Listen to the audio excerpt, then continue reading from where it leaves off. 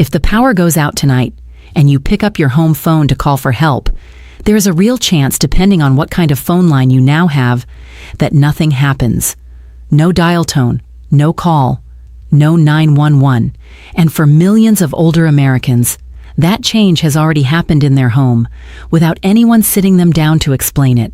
I'm Helen Carter, and this is the Senior Rulebook. Today we're going to walk through exactly what's changing with home phone lines across the country, why it matters most during a power outage, and what 2 questions you should ask your phone provider this week. Not someday, this week. This does not apply to everyone the same way. It depends on where you live, what kind of line you have, and what your provider has already done in your area. But if it applies to you, it is one of the more important calls you'll make this year. Before we get into the details, if you find this kind of plain English breakdown useful, consider subscribing to the Senior Rulebook. We cover the rules that affect seniors' money, safety, and benefits. Explain the way they should have been explained the first time. Here's the part many people miss entirely, and we'll come back to it later in more detail. Even people who already switched to a digital phone line years ago, the kind that runs over the internet, may still be missing a piece of equipment. That determines whether that phone works at all during an outage. It's not just about old copper wiring. It's about one specific accessory many providers don't mention, unless you ask. Let's start with what's actually happening, because the basic mechanics matter here. For most of the last century, home telephone service in the United States ran on copper wire. That copper wire carried a small electrical current generated at the phone company's central office, not from an outlet in your home. That's the reason a traditional landline kept working during a blackout. The phone itself, if it was a basic corded model, didn't need your home's electricity at all. It was, in a real sense, separately powered the entire time. That system is now being phased out. Telephone and internet providers across the country are retiring these aging copper networks in favor of fiber optic lines and internet-based calling, often called VoIP, which stands for Voice over Internet Protocol. According to the Federal Communications Commission, this shift is frequently called the tech transition, and it is already further along than most people realize. The FCC notes that the majority of American households have already moved to wireless-only service or VoIP, and copper is now a shrinking minority of home connections nationwide. Here's where this gets important for you specifically. The FCC's own consumer guidance states plainly that traditional copper landline service typically works during a power outage, while modern alternatives like fiber and VoIP usually need backup power to keep operating when the electricity goes out. That is not a guess or a worst-case scenario. That is the federal regulator's own description of how these 2 technologies behave differently. Let me walk you through an example to make this concrete. And I want to be clear, this is a fictional situation, not a verified case, just a realistic illustration of how this plays out. Picture a retired schoolteacher named Doris Whitfield, living alone in a small house outside Roanoke, Virginia. Doris has had the same phone number for over 30 years. 2 years ago, her provider sent her a notice that her copper line was being upgraded to fiber as part of a network modernization project in her area. The new service was faster for streaming and gave her clearer call quality. She didn't think much of the change at the time. Then, this past winter, an ice storm knocked out power in her county for almost 11 hours. Her phone, the one she'd always used to call her daughter, or, if needed, 911, had no dial tone at all. Her cell phone had signal, but a low battery, and she hadn't thought to charge a backup power bank. She was fine in the end, but she told her daughter afterward that she had no idea her home phone depended on electricity until the moment she needed it, and it wasn't there.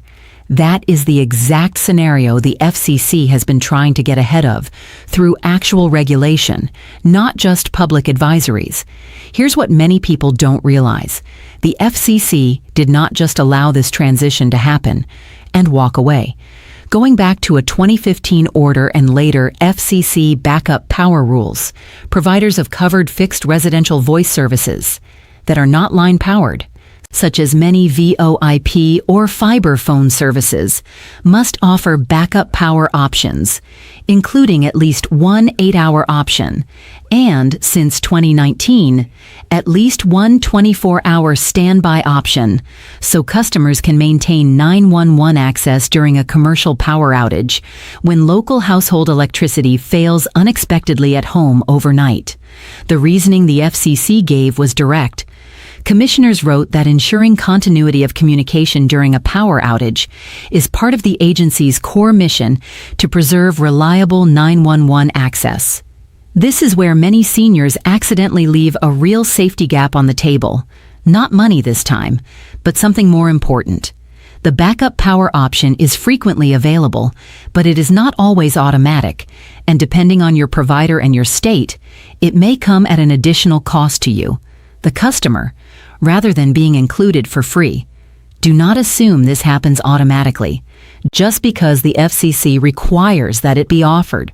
So if you currently have copper line service and have not yet been transitioned, or if you've already been moved to fiber or VoIP, and you're not sure what backup option you have, here are the 2 questions to ask your provider directly in this exact order. First question, has my home's phone service already been transitioned away from traditional copper wiring, or is a transition scheduled for my area? And if so, when? Second question, what backup power option is available to me to keep my phone working during an extended outage? How many hours of backup does it provide? And is there a cost involved? Write those 2 questions down if it helps. Call the customer service number on your bill, not a number from a text message or a flyer, your actual provider's listed number, and ask both questions before you hang up. Now here's the part that connects to what I mentioned earlier, the piece many people miss. Even after they've already gotten a backup battery for your home phone unit typically lasts a fixed number of hours, commonly 8 or 24 hours. Depending on the selected option, device, and provider, then eventually must be recharged or replaced. If you've had your VoIP backup battery sitting in a drawer or attached to your equipment for 2 or 3 years, without ever testing it, there's a real possibility it no longer holds a full charge when you actually need it. Many providers recommend testing the battery periodically, similar to testing a smoke detector. This is the detail that gets overlooked, because once the equipment is installed, most people never think about it again, until the moment the power goes out. Let's talk about who this affects most directly, because the FCC's own transition rules include specific protections worth knowing about. Under the FCC's Technology Transition Framework, when a provider plans to retire copper lines and move customers to a replacement service, they are required to give advance notice. For residential customers, FCC rules generally require at least 90 days notice before copper retirement affecting active customers. Shorter notice can apply when copper facilities serve no customers or emergency circumstances exist under current modernization rules today. The FCC has also required customer notices to give enough information to understand clearly what is changing and what replacement options exist for you. The notice should not be treated as final. Call your provider and verify every backup power detail directly before agreeing today. This is the part that matters today specifically.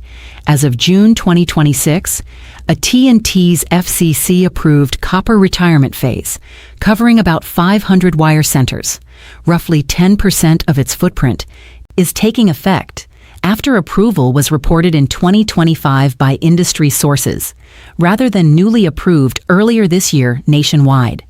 If you are an AT&T landline customer, or a customer of any provider still maintaining copper lines in your area, this is genuinely an active, ongoing process right now, not a distant future concern. Other providers are modernizing networks, but exact timelines vary by company, location, state rules, and local network conditions in each area. I want to pause here and be precise about something, because this is where a lot of senior-focused content tends to overstate the threat. The FCC is not simply allowing phone companies to cut people off before copper voice service is discontinued. FCC rules generally require a qualifying replacement option for affected customers in the area served generally. The transition itself is something the FCC has described as a reasonable modernization, rather than a service being unfairly taken away, since copper maintenance has become extremely costly, and fewer customers rely on it every year. The actual risk here isn't that you'll be left with no phone service at all. The risk is narrower and more specific. It's that your new replacement service may behave differently than your old one during a power outage, unless you've taken the simple step of confirming your backup power situation. This is also where state rules come into the picture, and this varies quite a bit depending on where you live. Some states have their own public utility commissions that add additional consumer protections on top of the federal rules, including, in some cases, requirements around notice timing or backup power disclosures. If you want to know exactly what protections apply specifically in your state's Public Utility Commission or Public Service Commission website is the right place to check. And the FCC's consumer guidance can point you toward your state's specific office if you're not sure which one applies to you. Now let's talk about medical alert devices and home health monitoring equipment, because this is a detail that affects a meaningful number of seniors and often gets missed in the broader landline conversation. Many medical alert pendants, fall detection systems, and home health monitors were originally designed years ago to use a traditional copper analog phone line safely. If your landline service is transitioned to fiber or VoIP, without you realizing, your medical alert device depends specifically on the old analog signal type. The device itself may stop functioning correctly, even if your regular phone calls work fine. This is not a universal problem.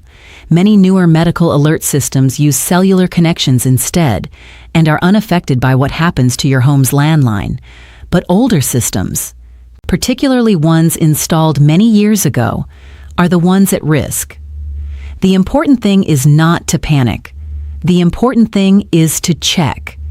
If you or a family member uses a medical alert device, call that company directly, separately from your phone provider, and ask one specific question.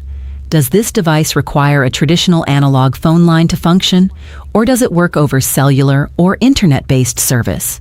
If the answer is that it needs an analog line, ask the company what alternative connection options they offer, since most providers in this space have already developed cellular-based replacements for exactly this situation. Let's also clarify something about emergency calling itself, because there's a common misunderstanding here. Regardless of whether your home phone runs on copper, fiber, or VoIP, FCC rules require that you have access to 911 and accessible relay communication services. The difference during a power outage is not whether 911 access exists as a rule. It's whether your specific equipment has the power it needs, in that moment, to place the call at all. A rule guaranteeing access doesn't help if the device in front of you has no power source when the lights go out. This is where many seniors accidentally assume the wrong thing. They hear that the FCC guarantees 911 access on any phone service and conclude there's nothing to worry about. The guarantee is about the service obligation, not about whether your particular battery is charged on the day you need it.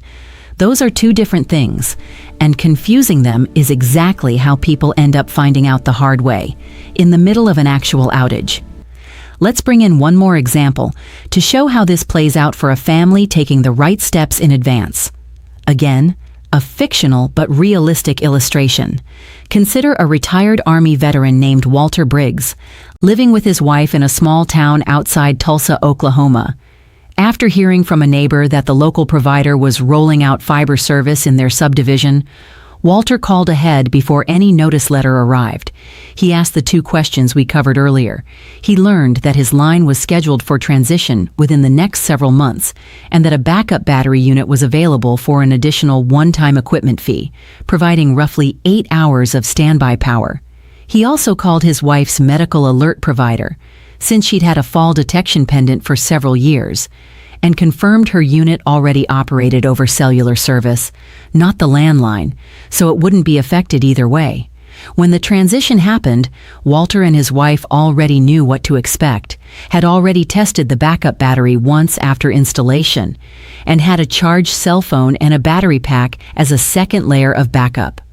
Nothing about the transition surprised them, because they'd asked the right questions before the letter ever showed up. That's really the difference this comes down to.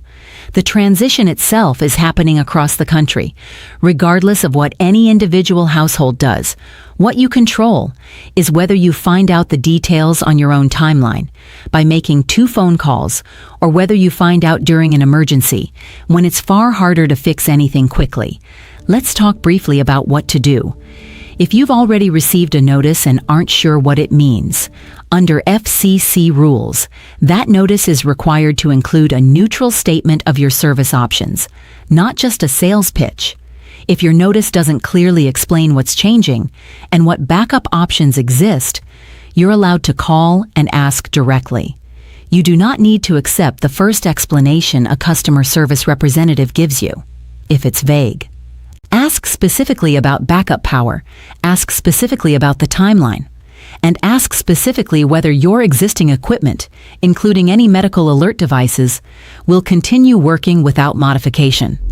If you believe your provider transitioned your service without proper notice, or you're not getting clear answers, your state Public Utility Commission is generally the right place to file a complaint, alongside the FCC's own consumer complaint process. This is not a step most people will need, but it matters to know it exists if your situation doesn't get resolved through a normal customer service call. Before you make any final decision about your phone service, whether that's adding a backup battery, switching providers, or upgrading a medical alert device, verify the specific terms directly with your provider or the device manufacturer, since options, costs, and battery duration vary by company and may have changed since this video was published. Here's where this gets important again, because there's a distinction worth understanding clearly before we move on. Not every digital phone replacement is the same kind of VoIP. There's a difference between VoIP service that runs over your home internet connection, the kind tied to your modem and router, and a cellular-based home phone replacement, sometimes offered as a fixed wireless device that connects through the cell network instead. Both require power to operate, so the backup power question applies to either one. But if your internet goes down without the power going out, a router-based VoIP line can stop working, even though your lights are still on. A cellular-based replacement might still function, as long as cell towers in your area are up. This is the kind of detail that rarely gets explained clearly at the point of sign-up. And it's worth asking your provider which category your specific replacement service falls into. This is also a good moment to talk about what a basic battery backup unit actually looks like, since several viewers have written in over the months, asking what they should expect to receive.